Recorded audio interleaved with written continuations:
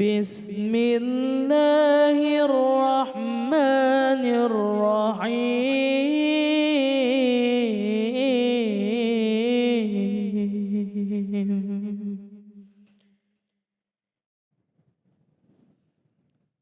Ya ayyuhalladzina amanu qu anfusakum. Ya ayyuhalladzina amanu qu anfusakum wa ahlikum nara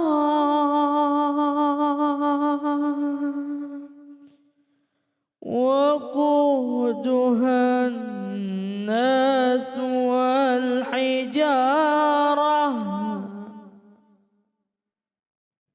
waquduhan nas wal hijaratu 'alaiha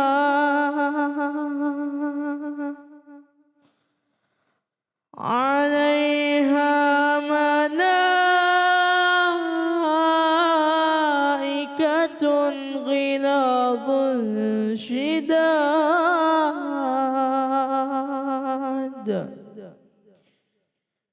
la ya'suna Allah ma amarahum wa yaf'aluna ma yu'marun.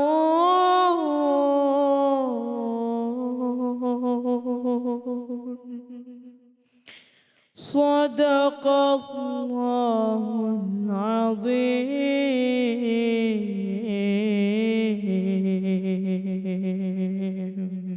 Sadaqallahul azim. Tadi dibacakan surah At-Tahrim ayat 6. Bu, ini jamaah Masjid Raya Kota Harapan Indah kelihatan muka-mukanya ahli sorga semua ini. Amin. Iya, bapak-bapaknya kok nggak disebut Pak? Bapak-bapaknya juga, Masya Allah. Semoga kita semua yang hadir, baik yang hadir di masjid ataupun yang menyaksikan di TV, Allah beri keberkahan. Amin ya Rabbal alamin. Dan juga dimampukan kita untuk memperbaiki diri kita sehingga nanti kelak wafat dalam keadaan husnul khotimah. Bu, anak adalah titipan ya. Nah, gimana caranya kita untuk mendidik anak? Nah, langsung saja kita simak kajiannya bersama dengan guru kita Ustadz Henry Kusuma. Fadol, silakan. Bismillahirrahmanirrahim. Assalamualaikum warahmatullahi wabarakatuh.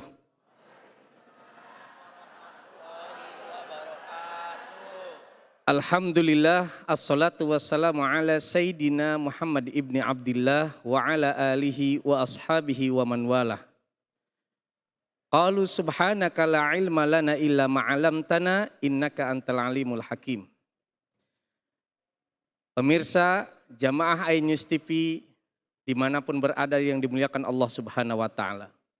Alhamdulillah di acara yang penuh keberkahan ini kita diberikan satu kesempatan untuk mengkaji dan menggali tentang begitu luas dan dahsyatnya ilmu Allah.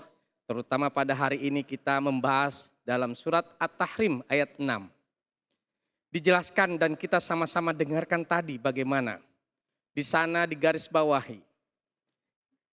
Ya ayyuhalladzina amanu, hai orang-orang yang beriman. Ini garis bawahnya adalah yang beriman. Ku anfusakum, yaitu jagalah diri kalian.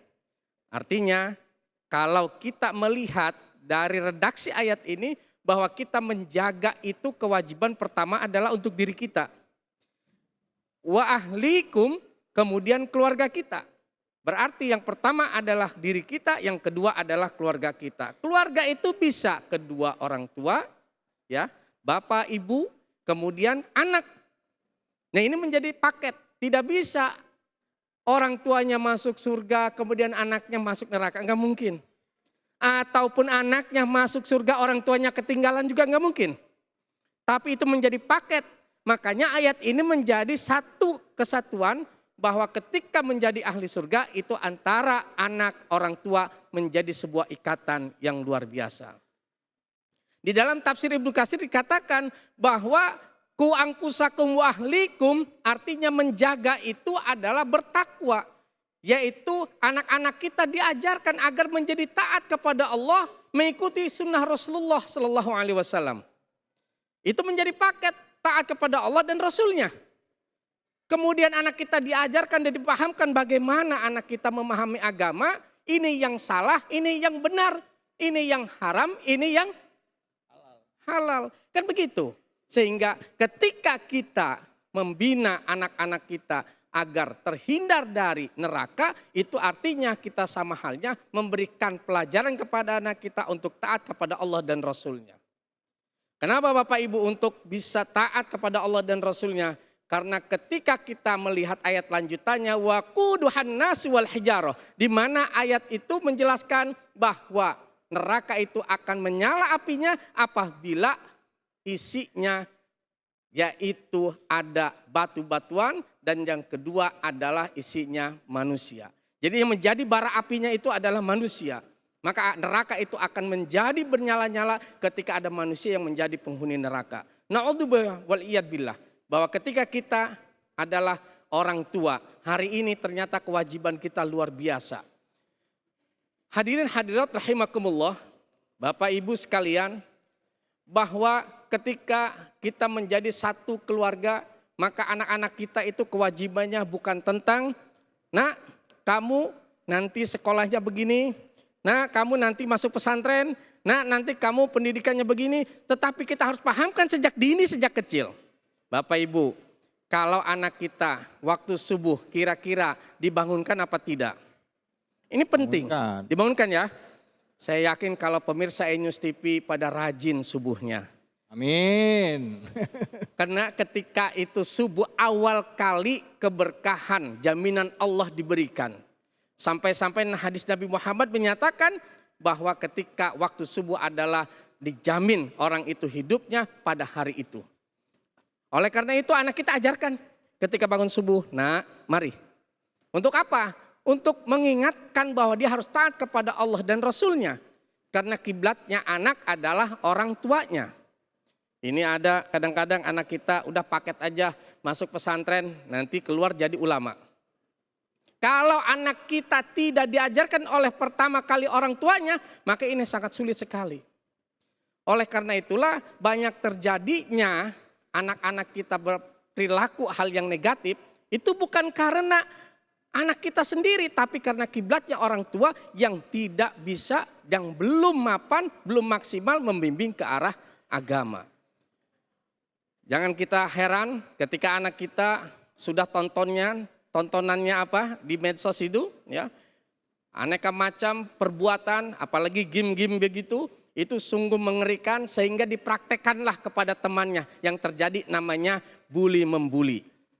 Hari ini anak kita ketika kita ajarkan walaupun anak kita menjadi korban dan khawatirnya kalau kita biarkan tidak bisa kita pahamkan atau kita terapi anak kita nanti akan menjadi salah satu anak yang ikut menjadi aktor pembuli. Ini yang terjadi pada hari ini. Bapak Ibu sekalian, coba kita lihat ke belakang. Berita-berita yang demikian miris, maka mau tidak mau kita kasih pemahaman. Kita tanamkan kepada anak kita, nah kalau ada nanti yang mendolimi kamu, mengintimidasi kamu, baik ucapan maupun perbuatan, maka kalau kamu bisa menghindar, maka jadilah kamu yang menghindar. Karena bukan menghindar itu kalah, tetapi menghindar itu adalah untuk ambil yang positifnya. Ini penting, makanya ketika kita melihat lingkungan ini bagus dan tidaknya, kita orang tuanya yang lebih paham. Jadi jangan sampai biarkan anak saya di tempat itu, walaupun tempatnya judi macam dan sebagainya, anaknya tumbuh di situ, yakinlah anaknya akan kecipratan hal-hal yang negatif. Ketika kita melihat ini adalah tempat yang baik, maka insya Allah anaknya akan menjadi baik karena orang tua sangat memahaminya. Oleh karena itu Bapak Ibu, maka ku angpusakum wa ahlikum, diri kita lah yang harus memahami lebih, kemudian anak kita akan menjadi tuntunan bagi kita karena dia akan mengikuti kita. Baik Bapak Ibu sekalian, demikian sementara yang disampaikan. Ya baik, alhamdulillah terima kasih banyak Ustadz Andri. Silakan yang mau bertanya siapa? Ibu, Bapak, silakan Ibu. Assalamualaikum warahmatullahi wabarakatuh. Waalaikumsalam warahmatullahi wabarakatuh. Nama saya Nur dari Majelis Taklim An-Nadhiroh Arana. Saya mau tanya, mungkin pembulian sesama teman itu kan sudah biasa ya Ustadz ya. Ya. Terus kalau misalnya pembulian itu justru datangnya dari orang tua sendiri gitu, dari keluarga misalnya. Kan harusnya orang tua apa keluarga kan memberi contoh yang bagus buat anak gitu. Itu gimana gitu?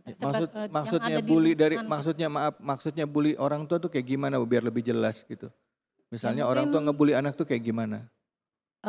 Kata-kata kasar gitu mungkin ya yang membuat anak itu jadi down gitu. Iya, kayak misalnya ngasih ngecap jelek sama anak gitu ya, gitu ya. Iya. Punya istilah-istilah buruk sama anak gitu ya, Bu. Jadi mentalnya ngedown gitu ya. Iya. Ya, baik. Terima kasih banyak, Ibu. Assalamualaikum warahmatullahi wabarakatuh. Waalaikumsalam warahmatullahi wabarakatuh. Silakan. Saya yakin pertanyaannya mewakili semua orang tua yang ada di sini. Bahkan pemirsa E-News TV dimanapun. Ketika kita mendapati anak itu intimidasi di dalam keluarga. Intimidasi itu berupa tekanan psikologis. Kadang-kadang anak berbuat yang menurutnya adalah biasa. Itu menurut orang tua luar biasa. Sehingga dimarahi, dicaci maki, dihina. Bahkan keluar kata-kata kebun binatang.